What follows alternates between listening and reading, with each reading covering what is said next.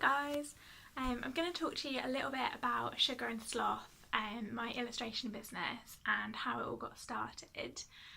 So this is a question from Lindsay on Instagram, so thank you, Lindsay.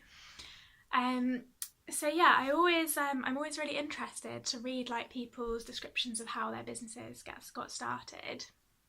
And often, you know, people have stories like they studied art and then they set up their business and it just all took off and was amazing and they couldn't believe it. And you know, if that's your story, I'm so happy for you, but I'm so jealous because I feel like that is just not that is just the opposite of my story. I feel like it's been a really bumpy road. So I just wanted to share with you. So just all my life I've been so passionate about drawing. I've just drawn everything. I used to get in trouble at school for just drawing on all over my business studies books and my maths books and things constantly.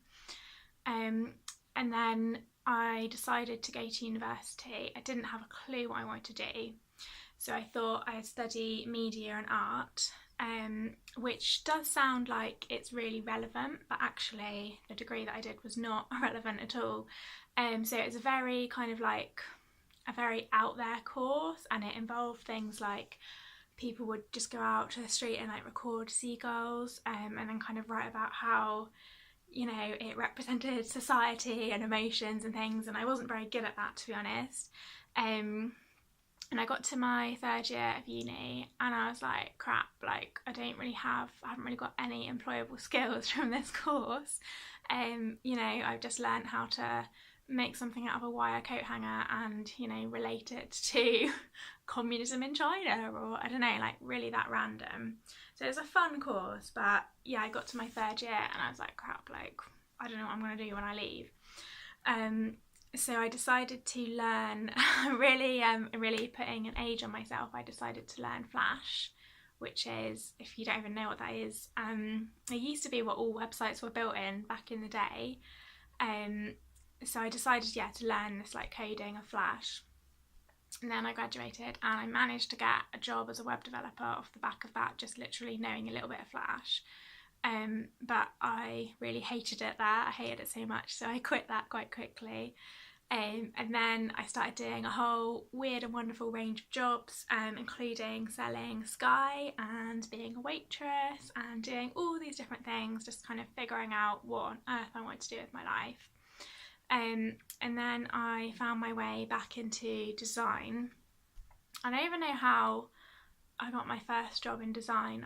I think I just like created this portfolio in my spare time because I didn't have anything from my degree that was useful, so I just like created all this stuff. Like I did an online course just to get some work in a portfolio, and then I managed to get a job. Worked in like quite a few different design agencies and children's book publishers, so it's all like really good experience, but I was just always still drawing for myself, and I felt like I just had this real craving of like I wanted to draw what I wanted to draw. I didn't want to have to show it to an art director and a client and like, you know, change it from just what I wanted to create. So I was always doing this stuff in my spare time, and that's when about 4 years ago I started Sugar and Sloth, but I was called Kittens and Cake at the time. And I started off so I was still working full time, but I decided to create some products out of my drawings, and I decided to start doing craft shows, which when I look at it now I feel like that's just the stupidest way to start because it was so terrifying. No one else had seen my drawings on my products, but then I just decided to turn up to this craft show in Bristol with like a whole massive bunch of stock, and I was just so terrified. I was terrified that people were just going to laugh at me, and they didn't, thankfully. But yeah, I don't know why I didn't even put anything online at the time. I just literally rolled up at this craft fair and I was like, right, I'll give it a go, and it went okay. No one like laughed at me. So I did that for a while, and then I changed the name and I started selling online. So yeah, even though it was weird to start with craft shows, I think it was really valuable because kind of how I learned to create my products was by people talking to me and telling me what they liked. And you know, I could tell like people were always lovely to me, thankfully, because I probably would have cried if they weren't. But yeah, when I had a big table of stuff, you can just straight away see like, you know, what people are drawn to, what people are picking up and talking about, and what people are just ignoring. So it's a really good way to kind of weed out what's working and what's not. And people are always happy to chat to you and tell you their opinions, which is great. So yeah, then I went online and I kind of ran the business for a while. I ran it for like 3 years alongside my day job, and just like it got kind of busier and busier. Like I worked so hard, I just learned all about like marketing and branding and things, and just put loads of hours in. But then I was just getting no sleep at all. And then I went on holiday, and we went on holiday for a couple of weeks, and that's when I kind of took a step back, and I realised like I can't really carry on like this. Like I'm just, you know, I was up till like 2 a.m, sometimes packing orders. Then I would take them, I had to take them in massive bags on the train to my day job, and then at lunchtime I had to like rush to the post office, post the orders, come back. And I was like, I can't really go on juggling the two, so I've got to make a choice. So that's when I decided to leave.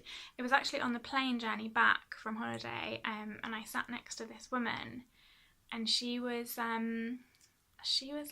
a yoga instructor, but she was kind of starting life coaching, and we just talked, and I just talked to her about my life, which isn't, I never talk to random people as well, but she was just really chatty. And she was asking me, you know, about what I want to do with my life. And I was like, well, I have this day job, but then, you know, I really want to do this business. And she was just like, well, you need to leave your day job. I just said it. And then I went back, and for another month I was scared. But then I did hand in my notice. And it wasn't, I did it before the business was really ready. Like in my head, in the ideal situation was I would have been making a living wage from the business. And then I would have quit my job. But for me, I just think I'd reached the physical limit of what I could, you know, like the hours I could put in, and it wasn't really where I wanted it to be, but I just thought I'm going to try it. And I had some savings. I was like, you know, I can survive for like 6 months if, you know, it doesn't go very well, and then I'll just get another job. But luckily it's gone okay. So it's just a year now, I think it's like almost a year that I would have been running the business full time, and it's just, oh my goodness, it's such a relief to be able to put all of my energy into it and just make it the best it can be.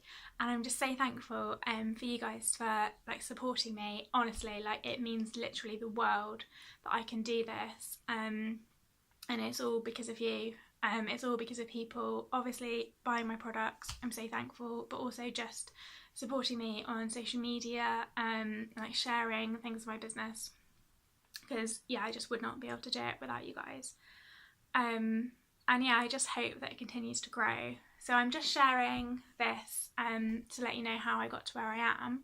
I'm so aware that I'm just at the start of the journey, really. So hopefully it'll just grow and grow. I'm going to put all my energy into it, and I hope that I can share with you along the way as well, like how it goes. So yeah, that's it. Thank you.